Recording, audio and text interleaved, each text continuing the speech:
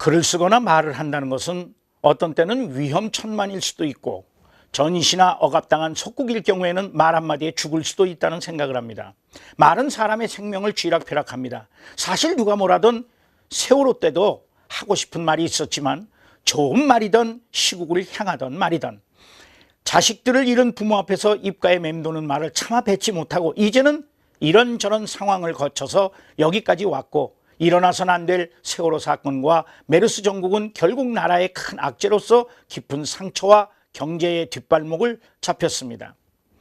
이 좁은 땅덩어리에 좋은 일만 있어도 부족한 나라의 이런 시련이 어떤 이에게는 잔치나 되듯이 기뻐서 날뛰며 전국의 혼란을 부추겼지만 그럼에도 불구하고 우리는 지금까지 이 시점까지 왔습니다. 우리는 이승만 초대 대통령부터 지금 현 박근혜 현 대통령까지 봐왔습니다. 역사학자가 아니더라도 정치학과를 전공한 학자가 아니더라도 비록 미국의 하버드나 영국의 캠브리지 대학을 안 다녔어도 우리는 어느 대통령이 실수하고 잘하고 못하고를 압니다.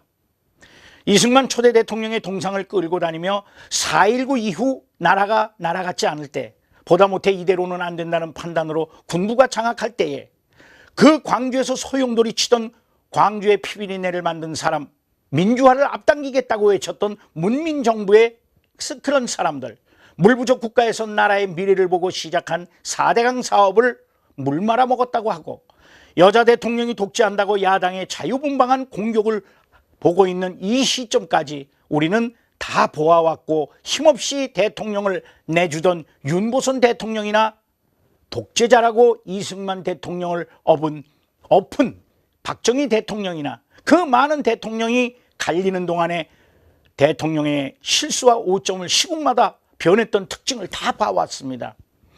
운동권에 있던 학생들이 야당이 되고 그 야당의 일부는 박정희 도당이라며 울부짖었지만 고속도로를 낼 때 나라가 망한다고 평화통일을 부르짖으며 노벨상을 받으신 김대중 대통령도 고속도로 시작하려는 그 부르도자 앞에 나를 죽이고 가라고 들어눕는 아이러니가 있었습니다. 지금의 그 고속도로가 오늘의 대한민국 아닙니까?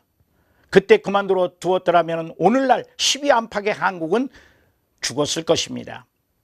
문민정부의 김영삼 대통령은 나라가 쪽박을 차는지도 모르고 앉아있다가 IMF를 보고 그 보고를 받고서는 IMF가 뭐고 하는 나라가 망하는 줄도 몰랐습니다.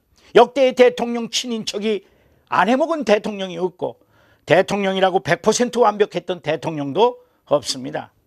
문재인 씨는 박근혜 대통령이 독재자라고 정쟁으로 일부 의원들과 몰아붙이지만 문재인 씨가 제1야당으로서 해야 할 우선순위를 저버리고 독재 이상의 모습을 보였습니다. 국민들은 보고 있고 시간이 지나면 역사에 기록될 것입니다. 역대의 대통령들이 대통령을 연습하고 나온 사람이 없었고 정치의 오류에다가 부정까지 하는 권력의 실수를 우리는 모두 국민이 지켜봤습니다. 박근혜라는 최초의 여성 대통령이었어도 청와대에서 정치를 보고 정당을 꾸리고 수십 년을 가슴 아픈 사연으로 영부인이 돌아가시고 대통령이 총탄에 숨지기까지 정치의 1번지 청와대에서 이 이상의 경험과 죽음을 맛보며 살았어야 할 대통령은 아직까지 없었지 않습니까? 나이 먹은 어르신들은 반백년의 역사를 다 압니다. 사람의 작품이나 진가는 죽어서 나타납니다. 그러나 살아서 머리를 맞대고 살 수 있는 지능과 고귀함을 가지고 태어났어도 우리는 질투 때문에 망하고 우리는 욕망 때문에 허물어집니다. 민중은 이빨을 드러내놓고 지도자를 물어뜯으려고 해도 시간과 역사는 언젠가 이것을 평가할 것입니다. 저는 대통령의 백성이고 대통령은 우리의 투표로 뽑은 대통령입니다. 그 자리에서 내려오는 그 순간까지 아무리 악조건이더라도 열심히 역사에 남는 대통령이기를 기원합니다. 어느 누가 대통령이 되던 또는 되었던 당신들은 우리 대한민국의 대통령이십니다. 그리고 나는 대한민국의 국민의 한 사람입니다. 감사합니다.